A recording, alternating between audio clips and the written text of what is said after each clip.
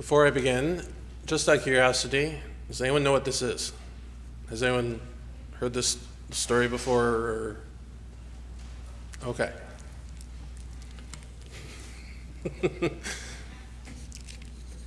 All right. Well, then let me start with, while many congregational churches are the same, a lot of them are very different from each other and would follow different traditions.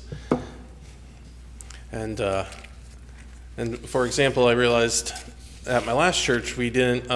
The Sunday school was beforehand, and they didn't set, and so the kids were in the church for the whole service, and so kind of the sermon was geared with that in mind, that there were many kids with ADD right there, and I kind of realized something. In the church I grew up in, it was like here, where the kids were up here for a little bit and then separated.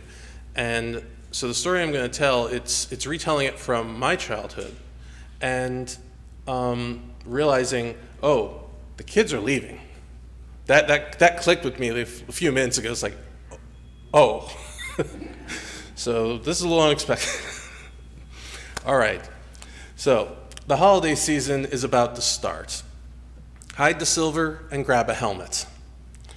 We are looking towards celebrating Thanksgiving in warm homes, surrounded by lots of family, a lot of food, and maybe a football game. For me, though, Thanksgiving it's not only a national holiday for me. It's also a religious holiday.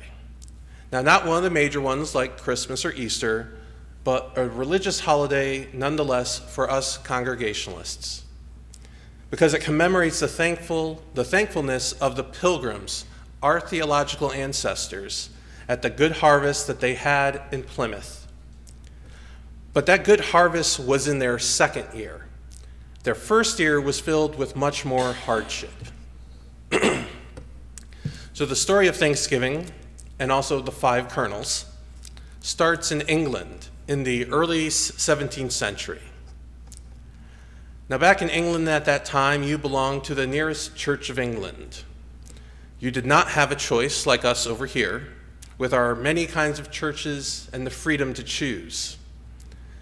There was much unrest and oppression over this, so groups fled. Our Pilgrim ancestors boarded the Mayflower and set sail for the Jamestown colony in Virginia. However, their ship went off course on their way to Virginia, and they were also running out of beer to drink. So they made landfall at the first land they could find, which was Cape Cod. And when they landed, they were met with a surreal scene. A fully constructed village, but it was deserted. Kind of like, have you seen zombie movies? Like that. That's what it would have been like. Now, back in 1520, a French-sponsored expedition of exploration found that the east coast of North America was densely populated by native tribes. But by the time that the Pilgrims arrived, just less than a century later, the deadliest plague in human history, which is introduced by the conquistadors, had wiped out well over 90% of the native population.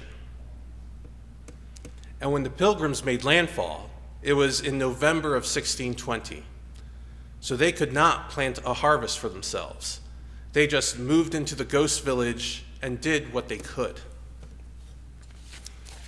Now, the local great chief just happened to have among his tribe a man named Squanto, who was from that deserted town, who survived the plague because he was captured by a British sea captain but had escaped.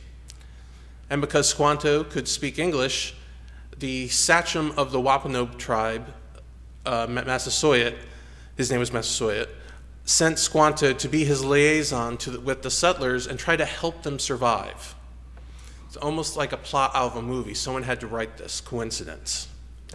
And the Wampanoag, they did what they could for the Pilgrims, but half of them still died that first winter. Now, back then, it was much colder than it is now. When they landed, it was just past the peak of what is called the Little Ice Age. The times of daylight were short, and they had to work through ice and snow and winter storms without electricity to aid them. This was going on right after 2 months of transatlantic travel and straight into that hard New England winter. They did what they could for warmth and food, but people started to get sick and succumb to illness and exposure.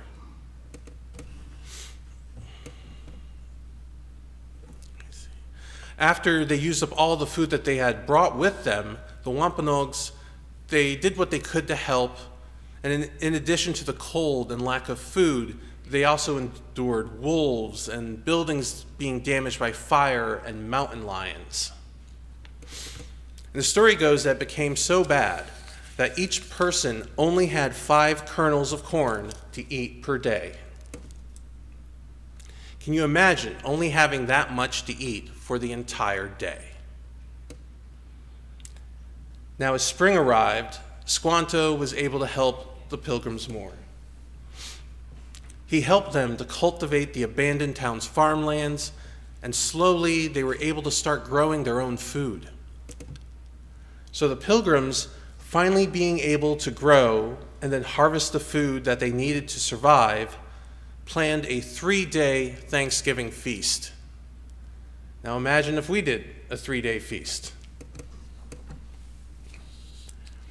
They had all the harvested foods, corn and squashes and grains, potatoes and fruits, and they sent out hunters for all types of fowl, especially turkeys, and the Wampanoags contributed game like venison.